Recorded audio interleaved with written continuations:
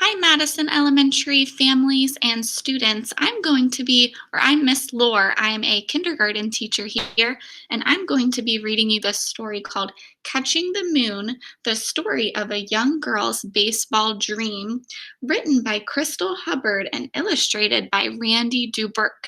And I chose this story to share with you today because it is a story about perseverance and determination, about how this little girl made her baseball dreams come true. So think about places in the story where she's persevering and not giving up on her dreams. Catching the Story of a Young Girl's Baseball Dream by Crystal Hubbard, illustrated by Randy Duberk. Marcinia Lyle loved baseball. She loved the powdery taste of dust clouds as she slid through them. She loved the way the sun heated her hair as she crouched in the outfield waiting for fly balls. And she loved the sting in her palm as a baseball slammed into it right before tagging a runner out. If there was anything in the world better than baseball, Marcinia didn't know what it was. She dreamed of growing up to be a professional ball player so she could play all the time. I wish I knew why you liked baseball so much, Mama sighed as she gently washed Marcinia's hair. Marcinia shrugged. Mama often questioned Marcinia's interest in baseball, particularly when washing field dirt from her hair. It's just fun, Marcinia said, giving her mother the same response she always did. Playing dolls is fun, Mama said. Marcinia blew a puff of lather from her palm. Not as much fun as baseball.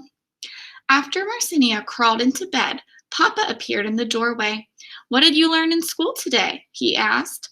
Marcinia thought for a moment. Some history? Papa crossed his arms. And how did your team do in the game after school? Harold got a triple in his first at-bat, and Clarence tagged out 2 runners, Marcinia said eagerly. I struck out my first time at bat, but then I caught a deep fly ball that would have scored the tying run for the other team if I'd missed it. We won 11-10. Marcinia's smile gleamed like the noonday sun as she shared the details of the victory. We won the game, Marcinia said once more. And you also ripped another dress, Papa said dismayed. Then he kissed Marcinia's cheek and turned off the light, leaving her alone with moonlight and shadows and her dreams of becoming a baseball player. So it sounds like her parents don't like that she plays baseball, but she's really excited about telling them about the game. The tiny house was still. Marcinia could almost hear her mother's needle and thread moving through the fabric as she sat at the kitchen table mending Marcinia's dress. After a while, Marcinia heard Papa's voice. I wish she would think about school as much as she thinks about baseball.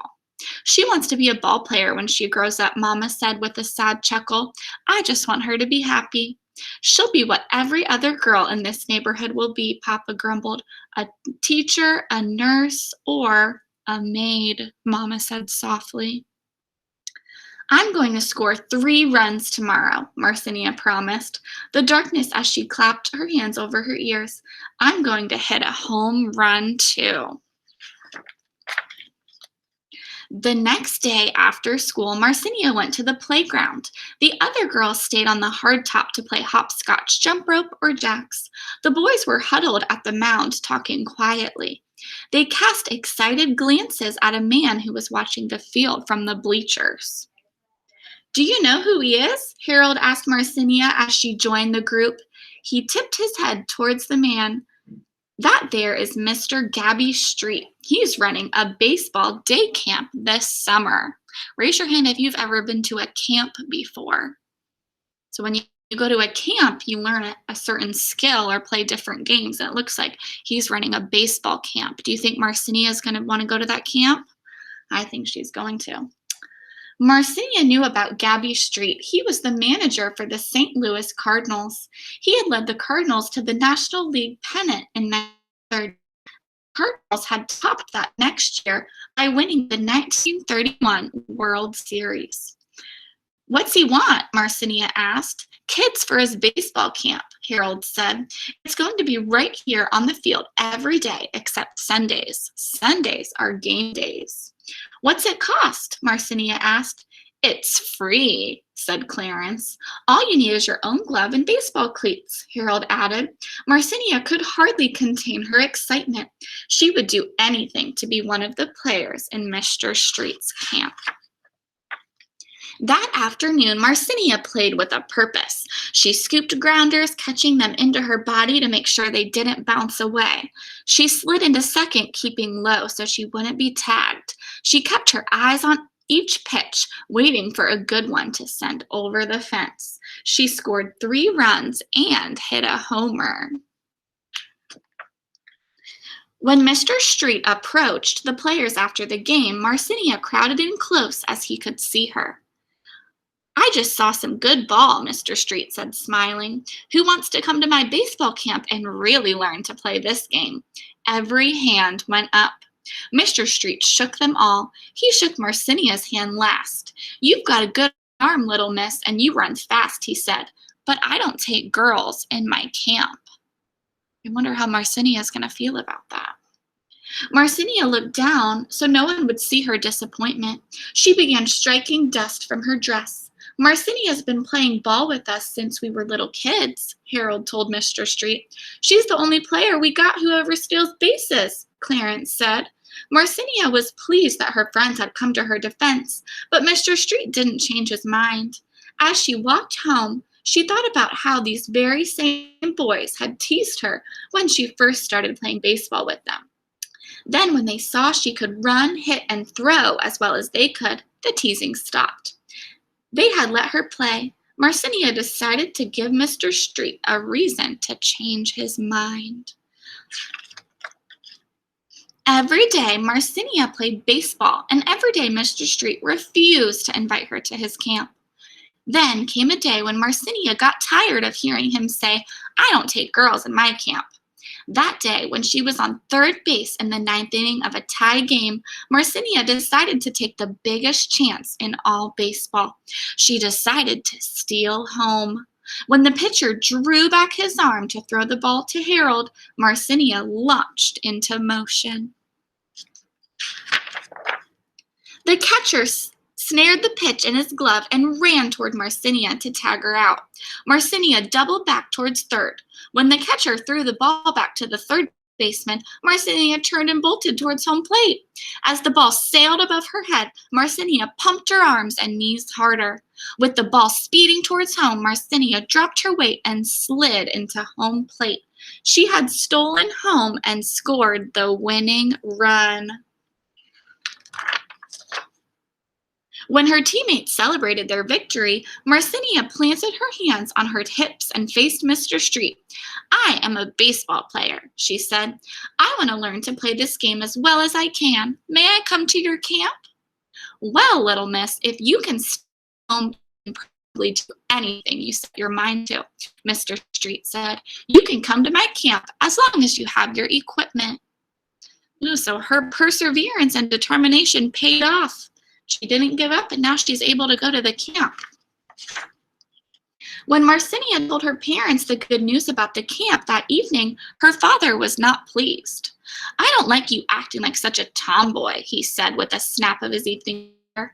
Besides, you know we don't have money to spend on. The camp's free, Marcinia said excitedly. Equipment isn't free, Papa said. I have a glove, Marcinia said. Harold gave me his old one. You'll need cleats, and we don't have money for those, Papa added. So unless you're prepared to get them yourself, I think you'll have to forget about that camp. With another snap of Papa's paper, Marcinia felt her dream move out of reach. Mr. Street was at the field the next time Marcinia played.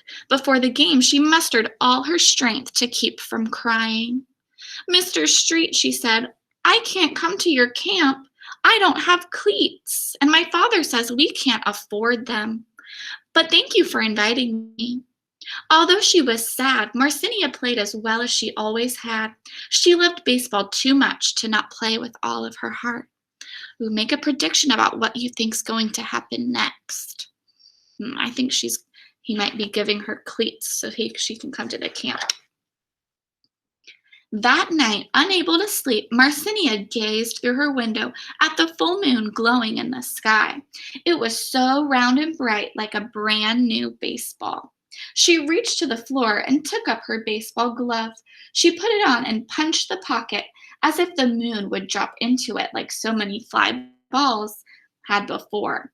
Marcinia wondered sadly if Papa was right.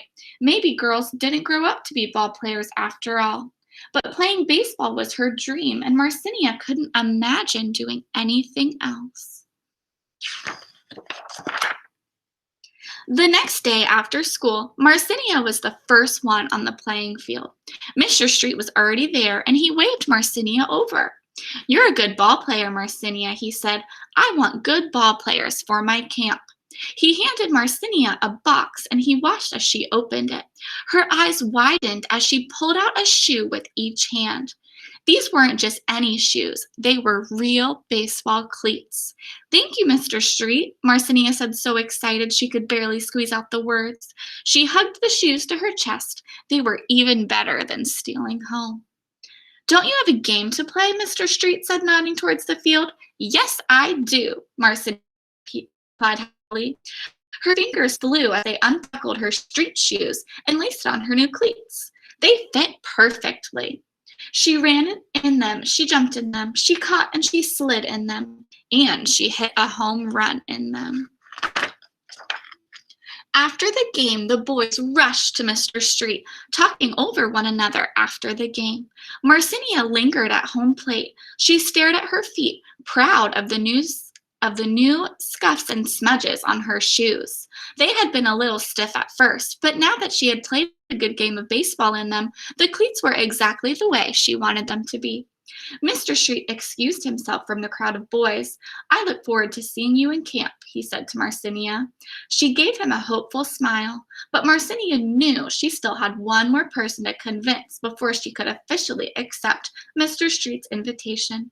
She ran home and waited anxiously for her father to return home from work. As soon as her father arrived, Marcinia showed him her cleats.